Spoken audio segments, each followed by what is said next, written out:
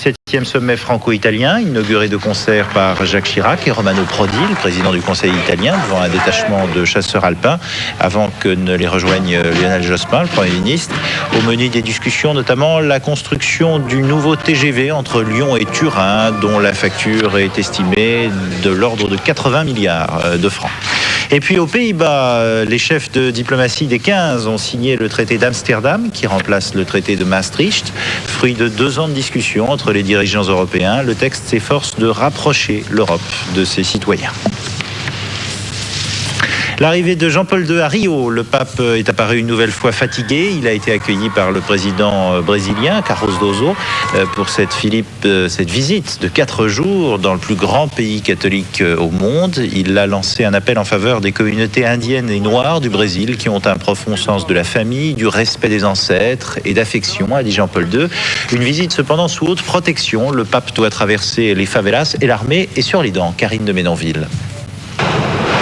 23 000 policiers et militaires sur le qui-vive. Ils sont partout, dans le centre-ville, mais surtout à proximité de la résidence du pape, sur les hauteurs de Rio. Cette bâtisse, qui appartient à l'archevêché, n'est qu'à 3 minutes en voiture des premiers bidonvilles. Les fameuses favelas où circule la cocaïne et où les bandes rivales de trafiquants règlent leurs comptes de manière violente.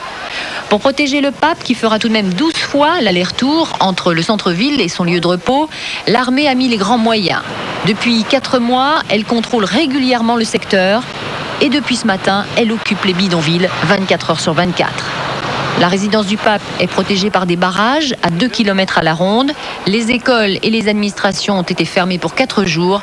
Jusqu'à dimanche au moins, jamais on n'aura été autant surveillé dans cette partie la plus dangereuse de la ville.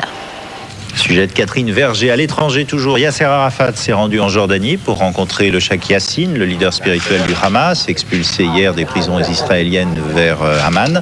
Le président de l'autorité palestinienne se dit persuadé que Cheikh Yassine soutient le processus de paix avec l'État hébreu et a souhaité qu'il puisse rapidement rentrer à Gaza dans sa famille.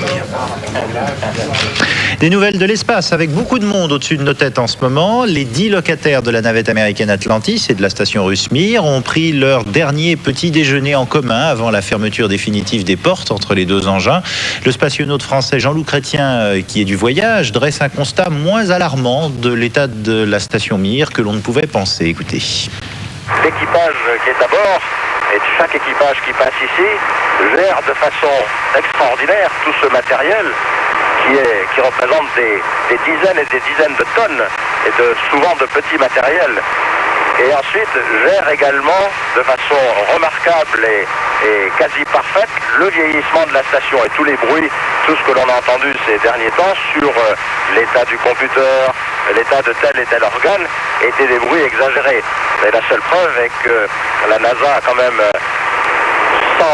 n'a même pas pris de risque, a d'emblée accepté de faire cette jonction du shuttle avec la station Mir.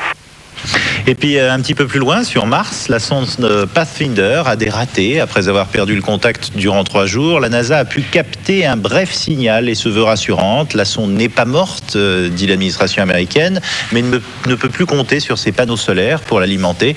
Les terriens doivent donc attendre le plein soleil pour l'interroger.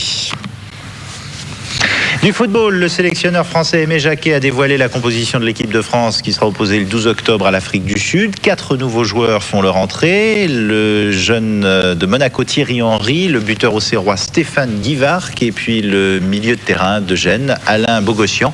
Enfin, le Messin Lionel Lettesi a noté le retour d'Emmanuel Petit et puis le forfait du gardien de but, Fabien Barthès, blessé. Et puis, sachez toujours en football, en Coupe des Coupes, bien que les Niçois se sont qualifiés pour les 8e de finale, ils ont arraché le nul 1-1 aux Écossais de Kilmarnock. Olivier Ravanello. Avec l'avance acquise au match aller par une victoire 3-1, Nice espérait préserver cet avantage en restant regroupé en défense. Mais les Écossais, très physiques, bousculent les Azuréens avec notamment Jérôme Vareille, recruté de Mulhouse à l'intersaison, et cette frappe d'Ali Mitchell à la 10e minute. Robin Huck est constamment sollicité, si bien que la résistance de l'OGC Nice finit par céder. Alex Burke s'infiltre dans la surface et sa frappe tendue ne laisse aucune chance au gardien niçois. Sentant le danger, Nice refuse de subir en seconde période. Potier part en contre à un quart d'heure de la fin du match, mais après 50 mètres de sprint, l'attaquant niçois gâche une occasion décisive. 30 secondes plus tard, Zoran Milinkovic efface cette maladresse d'une tête plongeante. L'égalisation à un partout, mais surtout un but qui permet à l'OGC Nice, club de 2e division, de se qualifier pour les 8e de finale de la Coupe des vainqueurs de coupe. C'est la fin de cette édition. Excellente nuit à tous. Vendredi, Julien Courbet présente Sans aucun doute. Bonsoir à tous. Attention aux vendeurs sans scrupules. C'est là pour t'asseoir et leur coller 15 000 balles en pleine gueule. Du mensonge à l'arnaque, tous les moyens sont parfois bons pour voler les clients. Travail bâclé. Regardez. Ou surfacturé. Tu gaspilles minimum 30 000 francs. Et aussi, comment déjouer les dépanneurs indélicats et éviter les maisons de disques bidons. J'ai besoin de toi. Enfin, toutes les réponses aux questions pratiques que vous vous posez. Sans aucun doute, vendredi, 22h50.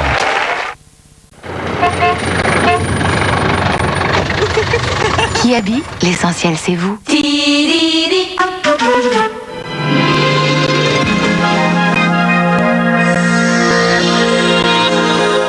Madame, monsieur, bonsoir. Eh quand on aime, on ne compte pas, c'est bien connu. Donc, nous allons avoir droit à notre énième week-end chaud et ensoleillé. D'ailleurs, aujourd'hui, il a fait encore très très beau et chaud dans le sud. C'était une journée quelque peu nuageuse sur le nord, mais vraiment plutôt peu que trop.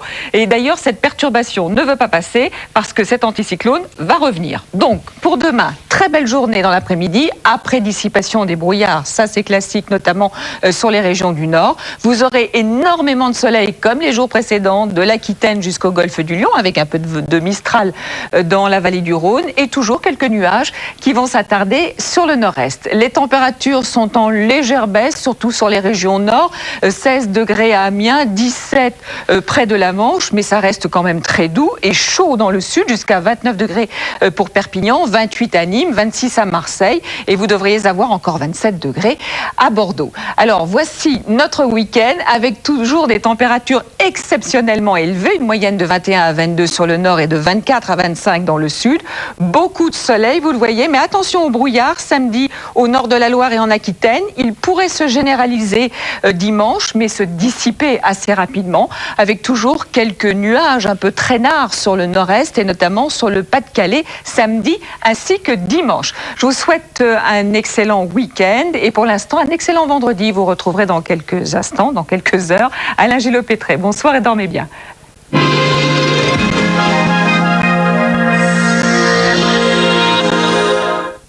Qui habille, l'essentiel c'est vous.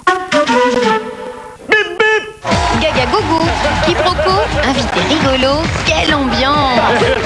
Tu as garé la voiture, mon amour? Ah oui, mon chéri. Enfin, en partie. Quelle drôle d'idée d'avoir fait enregistrer la voix de ta femme sur un disque. C'est très pratique parce que je peux l'arrêter quand je veux. Qu'est-ce qu'il fait Jean-Claude Van Damme quand il rentre dans une voiture? Full contact. Ça, ils sont pas finis du tout, hein, mais...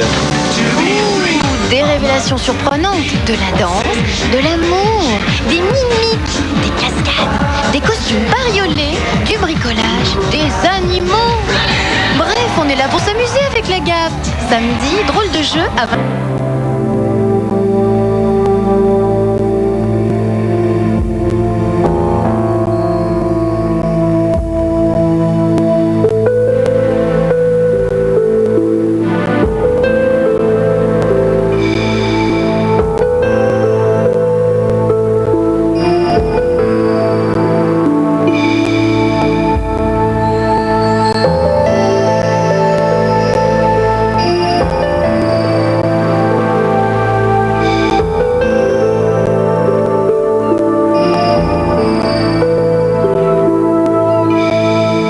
de l'Écosse, dans les Highlands, l'île de Skye est un lieu magnifique pour le randonneur, le chasseur et le pêcheur qui désirent s'adonner à leur sport favori.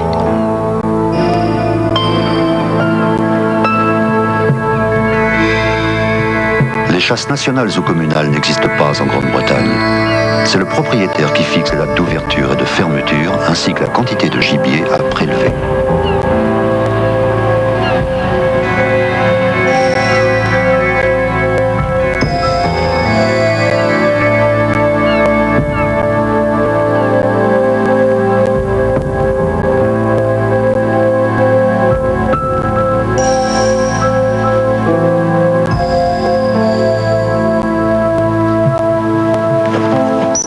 Murdo, l'Écossais, et Denis Woodley, un Français enraciné dans les Highlands depuis 12 années, sont deux amis inséparables, surtout lorsqu'ils vont à la chasse à la bécassine dans les montagnes, au pied du Loch Corrusk, souvent évoqué par Walter Scott.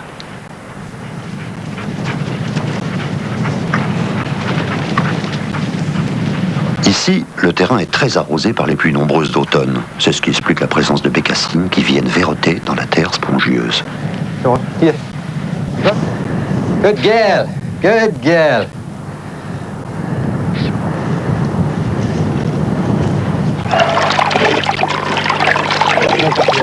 Ah, ça fait du bien.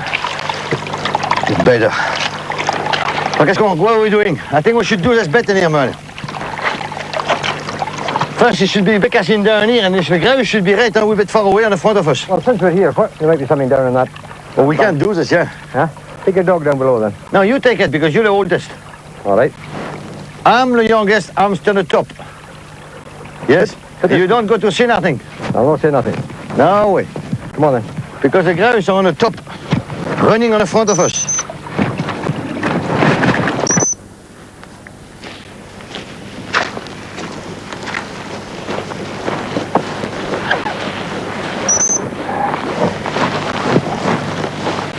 Qu'importe les kilomètres parcourus par les chasseurs et les chiens dans ces montagnes escarpées qui sont les plus hautes de Grande-Bretagne, elles culminent à 1000 mètres. Il ne faut vraiment reculer devant aucune difficulté lorsqu'on est un fervent adepte de la chasse à la bécassine.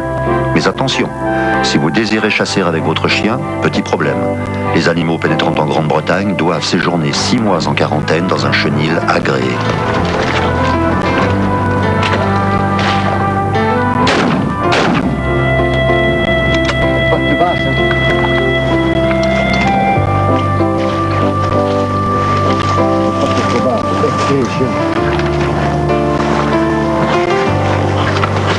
Good girl. Good job. Good girl, Jesus. Alors, les bécassines, on a l'air quand même d'en trouver, parce qu'on est parti à la grotte, mais en fait on a rencontré les bécassines. On trouve toujours la bécassine ici. Toujours, il y a toujours la bécassine en Écosse. Ce qu'il y a de drôle, c'est qu'on peut jamais... On peut très bien la trouver très très haut en montagne, comme on peut la trouver dans les vallées. On peut les trouver... Les bécassines, elles sont un peu partout. Et après le mois de septembre-octobre, on trouve les bécasses. Les bécasses, avant d'aller au bois, elles vont dans les fougères. Et on chasse la bécasse dans les fougères. Cette eau des torrents qui sent la tourbe et la bruyère sert à fabriquer les meilleurs whiskies du monde. Leur composition est secrète.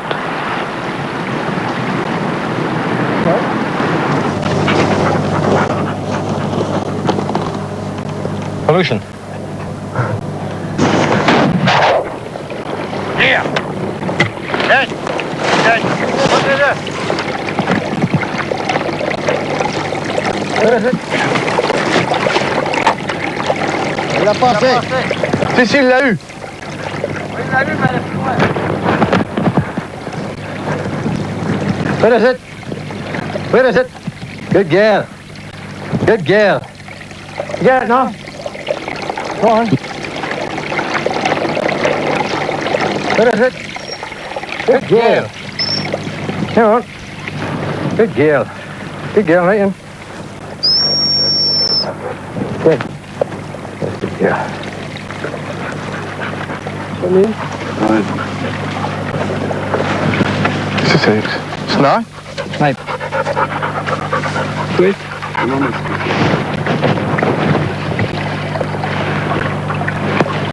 Lorsque votre chien a bien travaillé, n'oubliez pas de le récompenser d'une belle caresse. Il a besoin de votre reconnaissance et de votre affection. C'est ce que fait Murdo, qui aime son chien, et c'est réciproque. Ces deux-là ne se quitteraient pour rien au monde.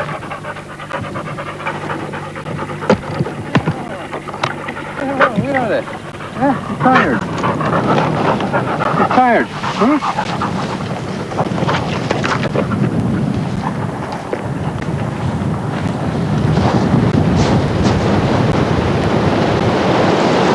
C'est une bécassine autosoudanais. Je crois que c'est un oiseau qui est splendide. Et c'est très bon à manger. C'est vraiment formidable à manger. C'est un oiseau, quand on le cuit, on ne le vide jamais. On devrait toujours regarder l'intérieur. Et ce qu'il y a à l'intérieur, on mélange ça avec du beurre et un peu de cognac sur un crouton. Et on le sert sur la bécassine. Et ça, c'est délicieux. En France ou en Écosse? Moi, je le fais ici. En France, ils le font aussi. On peut cuire ça aussi à la ficelle, qu'on appelle ça. En France, vous avez des difficultés parce que vous n'avez plus de cheminée. Mais si vous avez des vieilles cheminées, comme on a énormément en Écosse, c'est d'attacher la bécassine par le bec avec un bout de ficelle de boucher. Et vous faites 2-3 tours comme ça et vous la laissez. Et tout doucement, elle tourne comme ça autour de la cheminée. Et elle cuit par elle-même.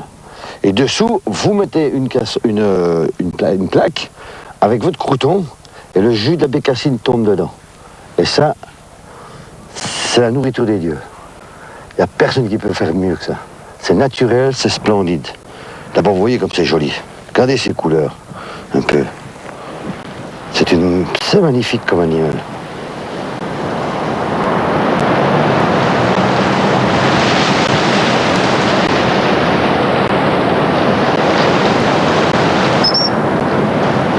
Good girl. Up here. Come on. Hard going, isn't it? Hard going for an old lady. Dans les montagnes de l'île de Skye, là où les rochers résonnent encore du fracas des batailles entre les clans MacDonald et MacLeod, Murdo repart chasser avec son labrador pour d'autres bécassines de rêve.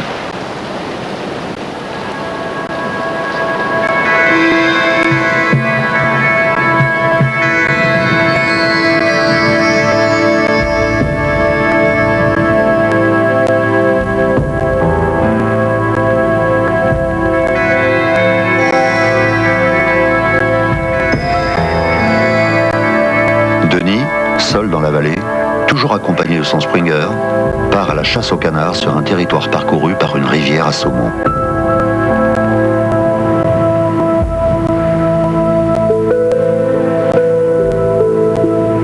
Souvent, sur l'île de Skye, les canards se groupent dans les méandres des rivières peu profondes et trouvent leur nourriture dans les roselières ou les racines d'arbres.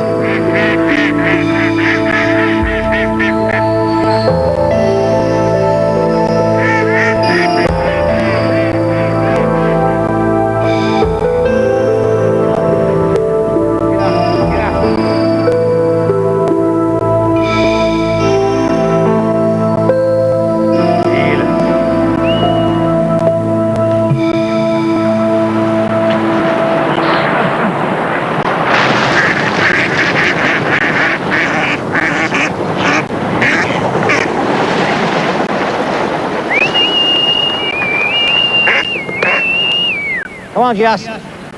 Come on, Jess. Come on. Come on.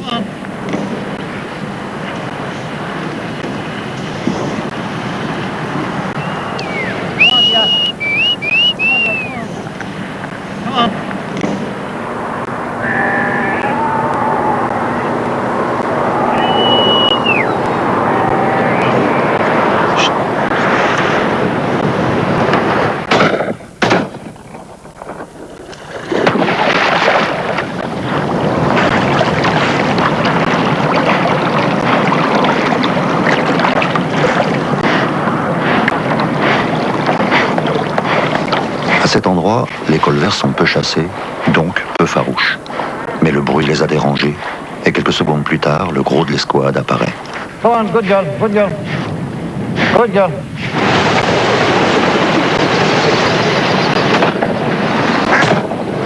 Vas-y, ma fille, vas-y. Oui. L'eau est froide, mais qu'importe. Quel plus grand plaisir que de rapporter à son maître un si beau canard des Highlands.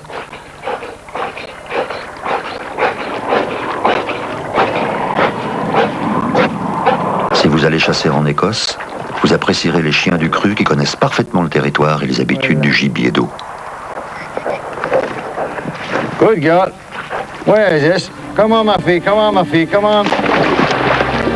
C'est une jolie fille, ça. Come on, ma petite, come on. Come on, girl. Yes. Come on, come on, come on, come on, come on, come on, come on. Here. Yes. Here, come on. Good girl. Here, yes.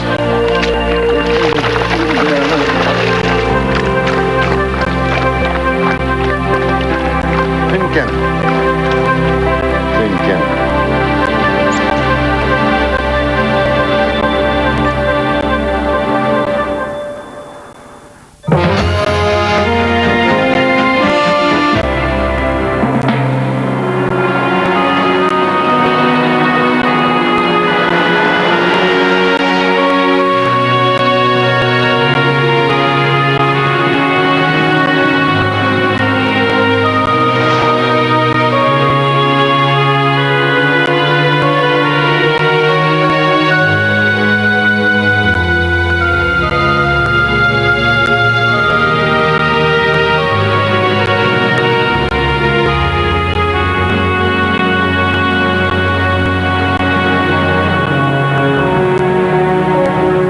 Somme est une magnifique région.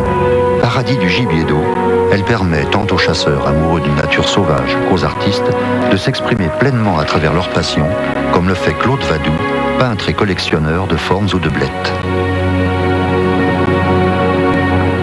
Claude Vadou, alors d'où vient cette passion de collectionner des formes ou des blettes que vous dites? J'ai commencé à collectionner, si ma mémoire est bonne, dans les années 67, à ramasser quelques blettes que je trouvais par-ci par-là dans les marais, qu'ils étaient abandonnés, quoi, dans des blettes abandonnées derrière les huttes. Et j'ai commencé vraiment la collection en 72, je ramassais un peu plus, et puis disons que je n'achetais pas, je récupérais, on me donnait des copains qui m'en faisaient cadeau, quoi.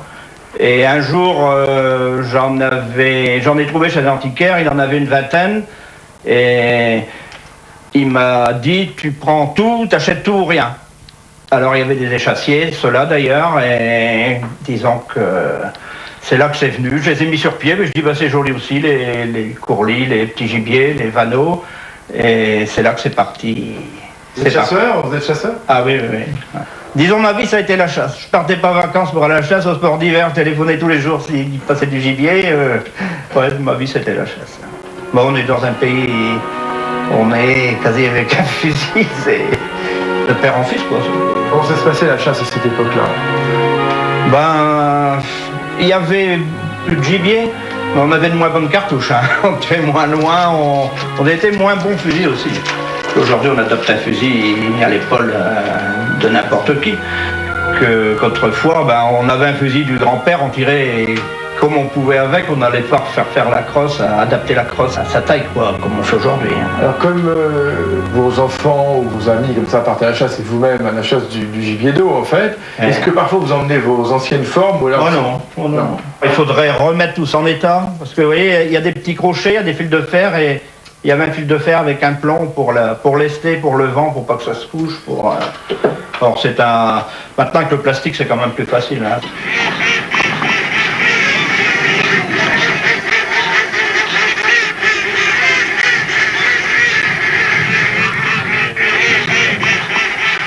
Vous tenez beaucoup à ces pièces.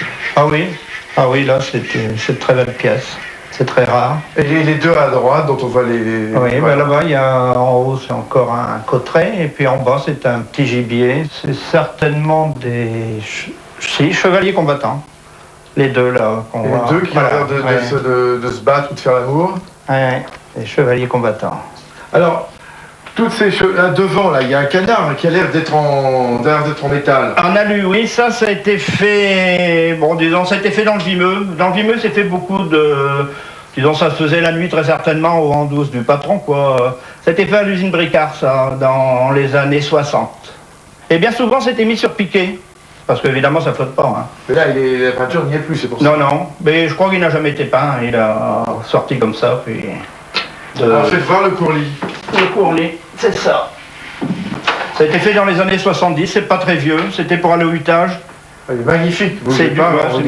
C'est du polystyrène et la queue et le bec et la tête est en bois. Mais c'est fait pour alléger, transporter ça au dos et il faisait ça le plus léger parce que le bazar ne le trouvait plus tellement dans les années 70. Vous m'avez dit qu'il y a des gens qui faisaient la tête et d'autres le corps. Ah oui. Oui, ben moi j'ai fait des blettes dans les années 56. J'allais acheter les têtes chez Delory à Saint-Valery et on faisait le corps avec du liège qu'on avait par un marchand de bois douanière-rue à l'époque. Oui, alors Delory là-haut. Oui. Bon, la différence avec Mignon n'était pas grande, c'est quasi les mêmes sarcelles puisqu'ils travaillaient ensemble. Mais Delory faisait ses têtes en V. Que Mignon ne les faisait pas, quand on regarde. Oui. Et la peinture était faite en deux fois. Disons qu'il faisait la couche de fond, le gris, le blanc, et il faisait ses petits points le lendemain. Que Mignon peignait comme un artiste, comme un tableau, toute la même journée. Mignon fini par travailler pour Delory. Au début, il faisait ça pour son coup de rouge, quoi, pour faire son petit coup. Ouais.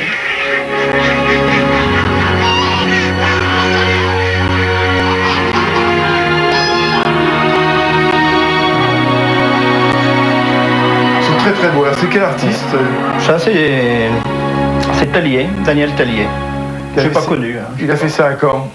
Oh, je pense entre les deux guerres, hein, ça doit être des années 35, je pense. Ici. Alors pour quelle forme ou si vous voulez blettes, vous avez un coup de cœur particulier? Vous qui êtes un grand collectionneur. Je les aime toutes.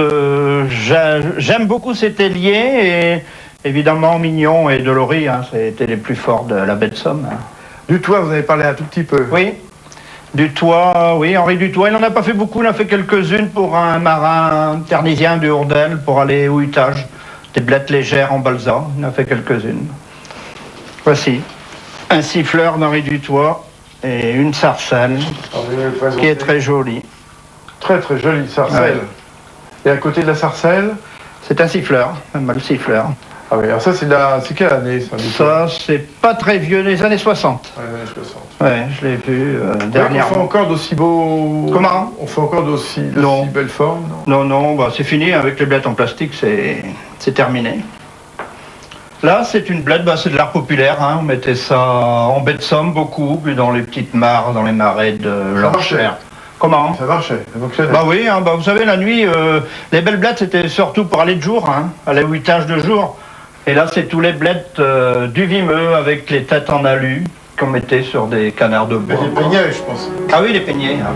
Mais là, il y a une partie de votre vie. Oui, bah, je suis content de moi d'avoir réalisé. Je me disais toujours, oh, je ferai une pièce pour mettre mes canards, et puis bon, bah, c'est arrivé.